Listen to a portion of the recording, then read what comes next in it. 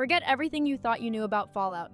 Season 3's trailer just dropped the hammer, and the Wasteland will never be the same again. From the very first second of the Fallout Season 3 trailer, the tone slaps you in the face with a quiet menace. This isn't the usual post-apocalyptic chaos where danger lurks around every corner. It's the feeling that the entire world is holding its breath before the storm breaks. The Wasteland feels smaller, tighter, like it's closing in, ready to explode. And trust me, this explosion isn't going to be pretty. What's different here is the sense of control creeping over the madness. Season 2's chaos, while brutal, felt scattered. Factions fighting for scraps, survival still the main goal. Season 3 makes it clear that the game has changed. The pieces on the board are moving with purpose, secrets once buried are out in the open, and the fallout from last season's betrayals isn't just going to haunt the characters, that it's about to reshape the entire Wasteland. Lucy is the perfect example of this shift. She's not the wide-eyed vault dweller anymore. The trailer shows a woman carved out of pain and hardened by truth. Her body language says it all. She's no longer confused or scared, she's dangerous. The confrontation with her father wasn't just a plot twist, it was a turning point. The trailer hints at something more sinister beneath the surface, suggesting that whatever is happening to Lucy isn't just emotional. There might be something changing in her physically, and Fallout never deals with that lightly. When a character's humanity is on the line, the stakes skyrocket. Then there's the ghoul, whose quiet obsession becomes one of the trailer's most chilling threads. This isn't just a survivor wandering the wasteland anymore. He's a man driven by one thing: hope. The postcard suggesting Barbara and Janie might still be alive isn't a comfort, it's a burden. The trailer frames his path to Colorado as a slow, painful descent, with every step heavier than the last.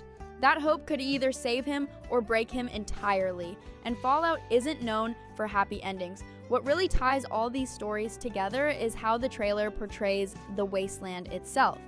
No longer random or chaotic, it's organized, militarized, and terrifyingly deliberate.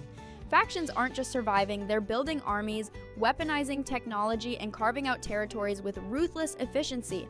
Vault-Tec's Phase 2 is no longer some hidden experiment.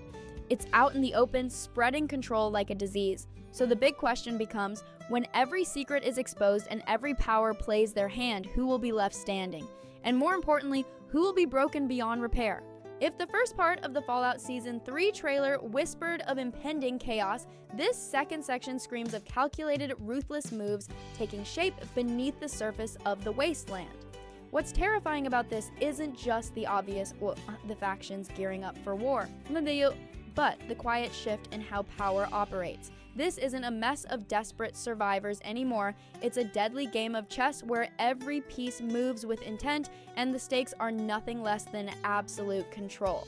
Let's start with the New California Republic, NCR. They've always been the good guys, right?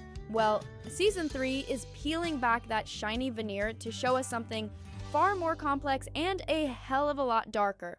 The trailer doesn't portray the NCR as heroic saviors. Instead, they come off as a cold, pragmatic government, hardened by endless battles and willing to do whatever it takes to hold their fragile grip on power. Their intervention to save Maximus in the Season 2 finale wasn't charity. It was a strategic move in a much larger campaign of influence and dominance. This NCR is about survival at any cost, even if that means making morally questionable decisions that blur the line between protector and oppressor.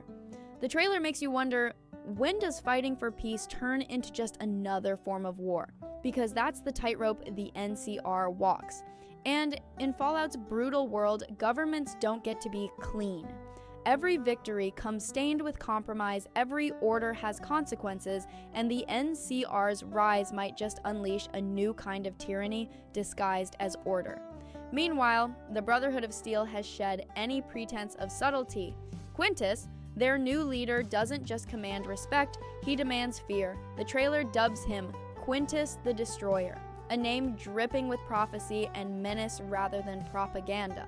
The Brotherhood's obsession with controlling technology has escalated from a belief to an all-consuming fanaticism.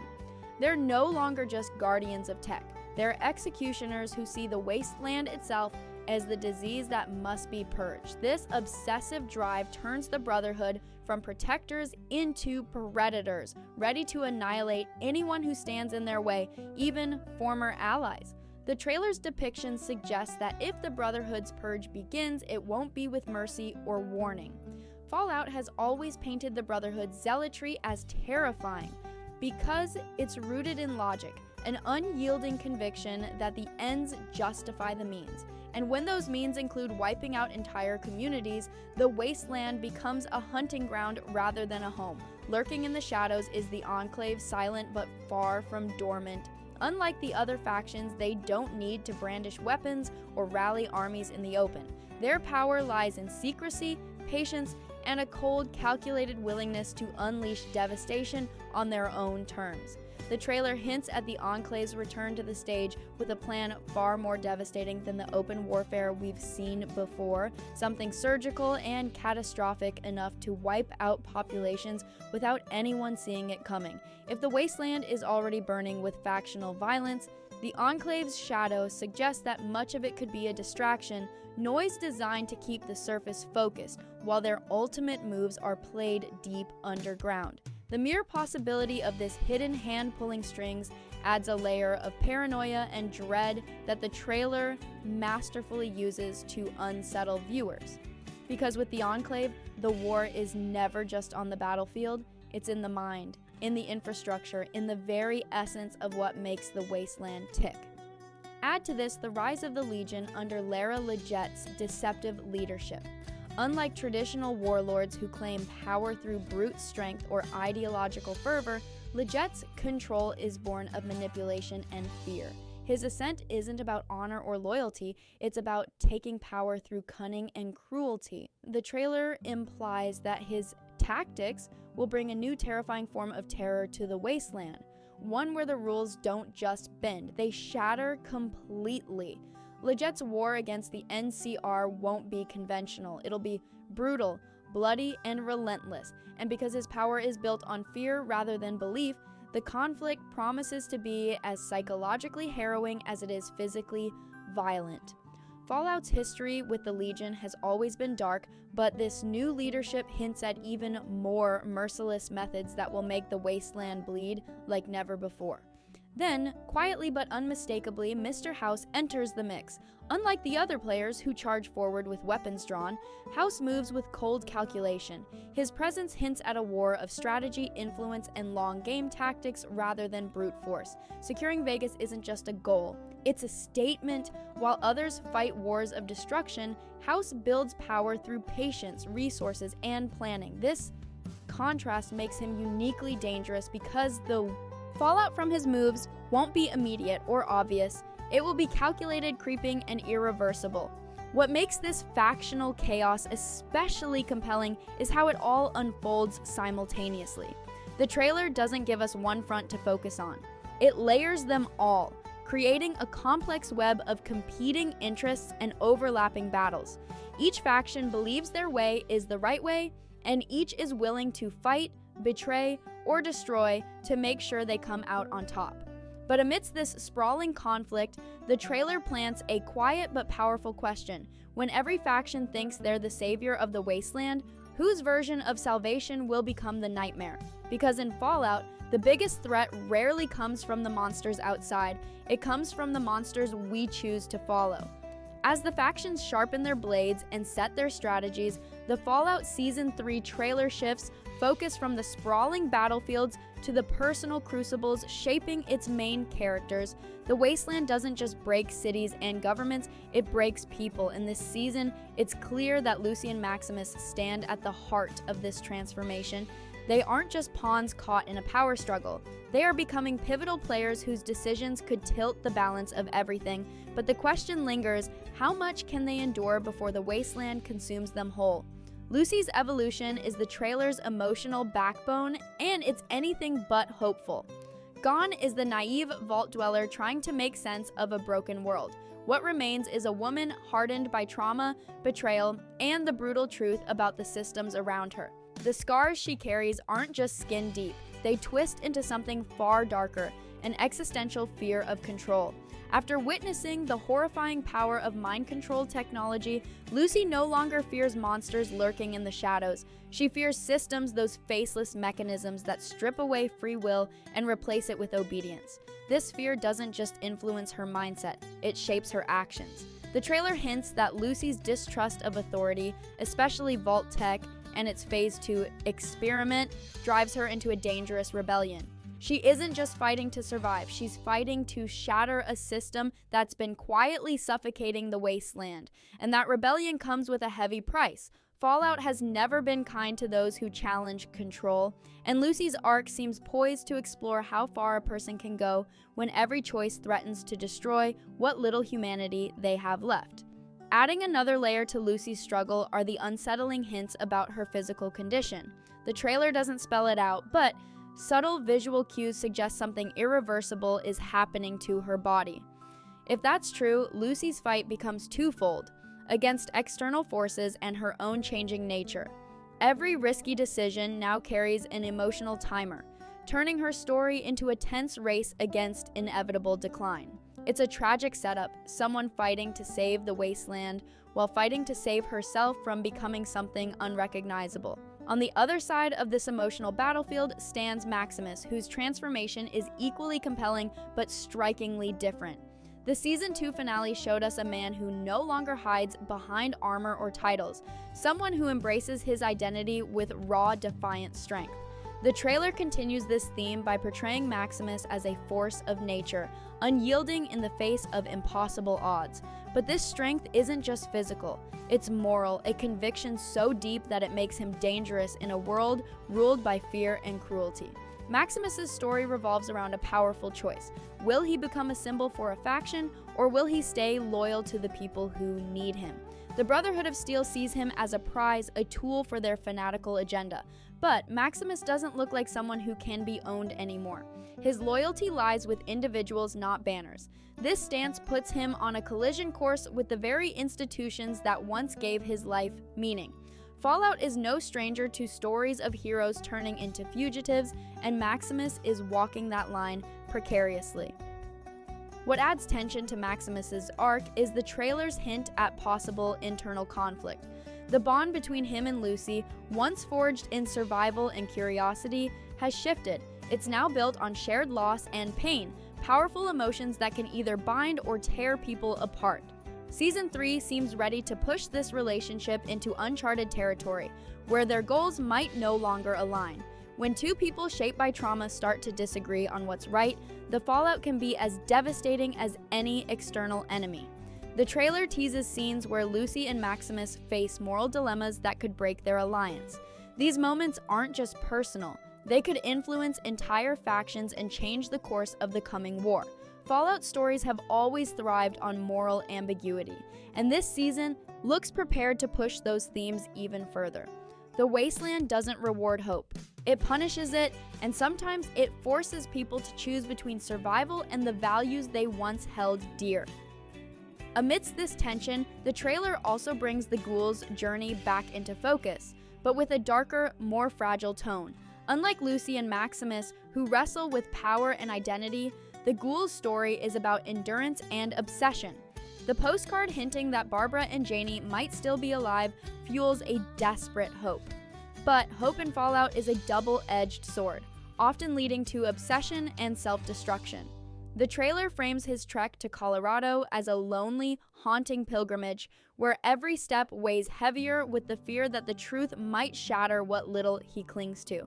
Colorado, as depicted in the trailer, isn't just dangerous. It's a chaotic nightmare ruled by factions that follow no rules and mutants that defy reason. The ghouls' search won't be straightforward. It will be a brutal slog through betrayal, false leads, and constant threat. And unlike the others, the ghoul doesn't have allies waiting for him at every turn. His very existence makes him a target. Raiders, mercenaries, and factions see him as prey or a weapon to be exploited. Overlaying all this is the ominous presence of the Enclave, the hidden puppet masters whose shadow stretches far beyond the surface chaos. The trailer hints that the Enclave's interest in the ghoul isn't accidental. If they're still experimenting with mind control and advanced tech, a man like him, who carries both knowledge and emotional leverage, becomes a prize or a threat to be eliminated. The possibility that the ghoul's journey is a trap adds a harrowing tension to every step he takes. Emotionally, the trailer places the ghoul at a critical crossroads. Finding his family alive could restore meaning to his tortured existence, but failure could shatter him completely, turning hope into rage or utter despair. Fallout's narratives have always been interested in what happens when hope fails, and Season 3 looks ready to take that theme to its darkest corners. So here's the big question looming over all of this. When every character is tested, every faction is poised to strike, and every secret comes to light, who will hold on to their humanity, and who will lose it forever in the Wasteland's unforgiving grip? The Fallout Season 3 trailer saves its most disturbing truth for last, and it isn't about war, factions, or who controls the surface. It's about what's happening underground. Because while the Wasteland burns in the open, the real experiment is finally reaching its endgame. Phase 2 isn't a rumor anymore. It isn't a theory, it's active.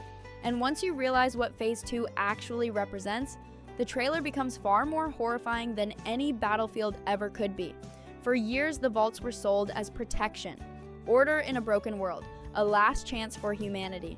Season 3 looks ready to rip that illusion apart completely. The trailer frames the vaults not as shelters, but as pressure chambers, controlled environments designed to test obedience, fear, and submission under extreme authority. And Phase 2 appears to be the moment Vault-Tec stops observing and starts enforcing. This isn't about studying human behavior anymore, it's about shaping it. Steph's transformation is the clearest warning sign. She no longer looks uncertain or overwhelmed by leadership. She looks confident, shielded, supported. The trailer makes it obvious that Vault-Tec didn't just allow her rise. They engineered it. When she was hunted by Vault residents, she was vulnerable. Now she's protected by the very system that thrives on control. And when Vault-Tec steps in directly, morality doesn't just fade, it disappears. Her leadership style, as teased in the trailer, is built on scarcity.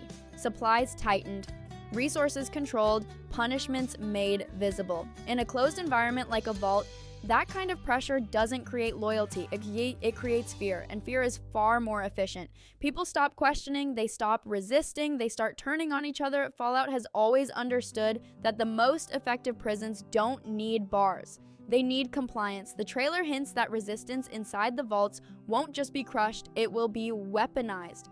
Chad's storyline feels especially ominous here. If he challenges Steph, his fate won't be quiet or merciful, it will be public. Fallout never treats rebellion kindly, and Season 3 seems prepared to show the psychological cost of dictatorship long before the physical violence even begins. When one person is punished, everyone else learns the lesson.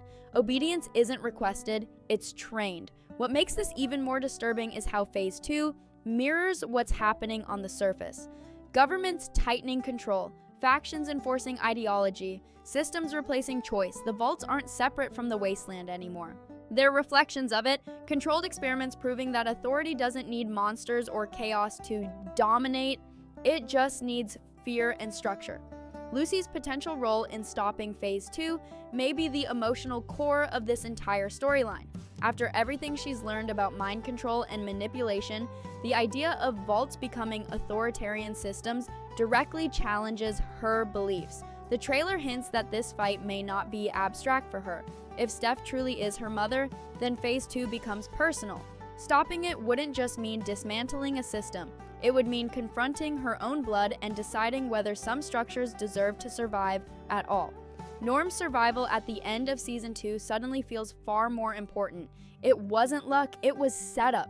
With Claudia alive and the truth about the vaults becoming impossible to ignore, Norm represents something Vault-Tec can't predict or fully control. He isn't chasing power, he isn't loyal to ideology, he's driven by people.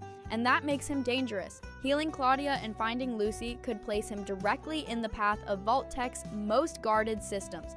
not as a soldier, but as a flaw in the design. And this is where Season 3's true horror settles in.